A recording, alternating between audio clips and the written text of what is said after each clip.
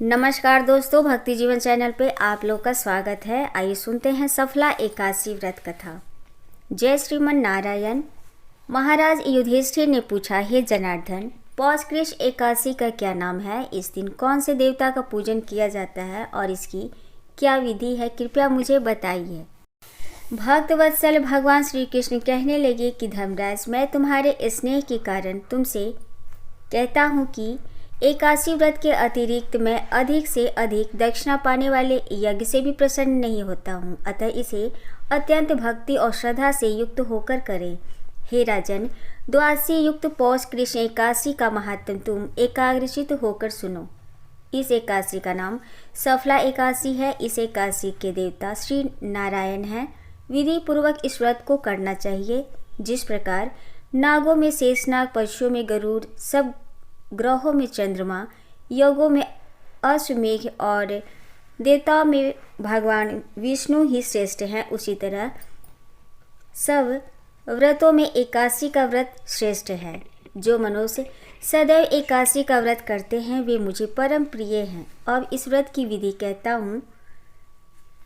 मेरी पूजा के लिए ऋतु के अनुकूल फल, नारियल, नींबू, नैवेद्य आदि 16 वस्तुओं का संग्रह करें। इस सामग्री से मेरी पूजा करने के बाद रात्रि जागरण करें। इस एकादशी के व्रत के समान यज्ञ, तीर्थ, दान, तप तथा और कोई दूसरा व्रत नहीं है।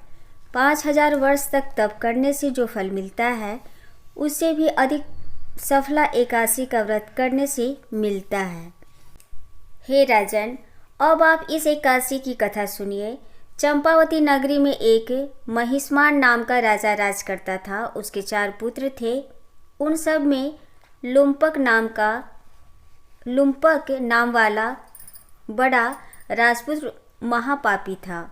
वह पापी सदा पर स्त्री और वेश्यागमन तथा दूसरे बुरे कामों में अपने पिता का धन नष्ट किया करता था।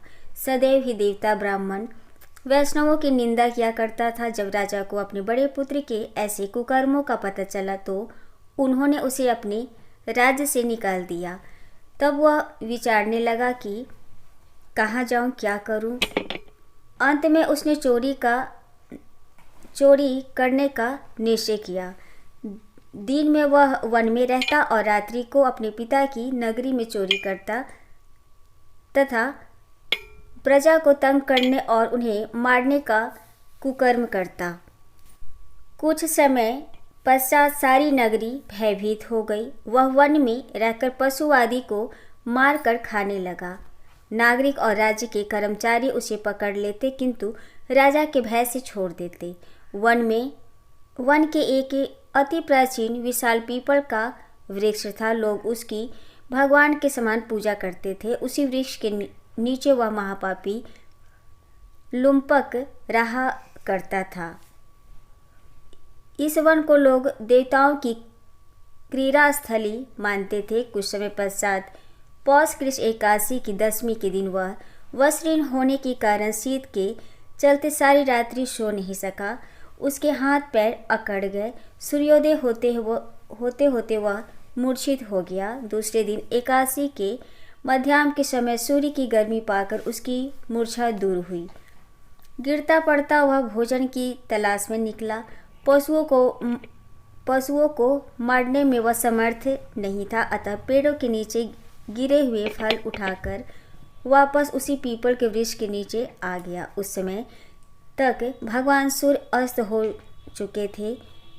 वृक्ष के नीचे फल खाकर कहने लगा, हे भगवान, अब आपके ही अर्पण है ये फल। आप ही तृप्त हो जाइए। उस रात्रि को दुख के कारण रात्रि को भी नींद नहीं आई। उसी समय आकाशवाणी हुई कि हे राजपुत्र, श्री नारायण की कृपा से तेरे पाप नष्ट हो गए। अब तू अपने पिता के पास जाकर राज्य प्राप्त कर। ऐसी वाणी सुनकर वह अत्यंत प्रसन्न हुआ और दिव्य वस्त्र धारण करके भगवान आपकी जय हो कहकर अपने पिता के पास गया। उसके पिता ने प्रसन्न होकर उसे समस्त राज्य का भार सौंप दिया और वन का रास्ता लिया। अब लुम्पक शास्त्रानुसार राज्य करने लगा। उसके स्त्री पुत्र आदि सारा कुटुंब भगवान नारायण की परम भक्त हो गया।